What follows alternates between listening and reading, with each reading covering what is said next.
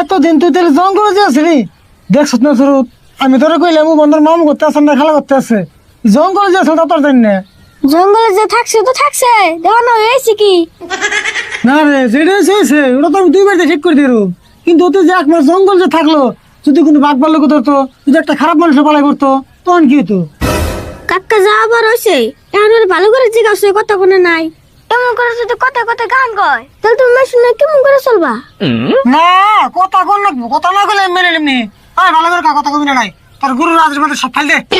গুরু রাজেশ ভাঙতে পারমু না, কেন বুঝো না? 6 মাস একটু ধৈর্য ধরো না। ও কাকা গো, আমার আর জোর করিও না। যতই বলো রাগ করিয়া, কথা দিছে হাত ধরিয়া, ওই কথা বলাইতে পারমু না। ও কাকা গো, ওই কথা বলাইতে পারমু না। হ্যাঁ সুরত, না ঋণ নিয়েছে আর গুরু রাজেশ বের করে দেয়, বাইতে একটা কথা হলো না, জঙ্গলতে সাদা হয়ে যাইছে।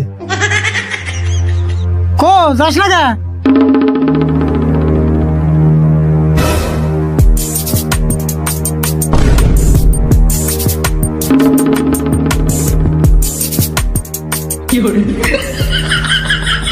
ভারী গড়া মারি গুরু রাজেশ দিস নি কোনো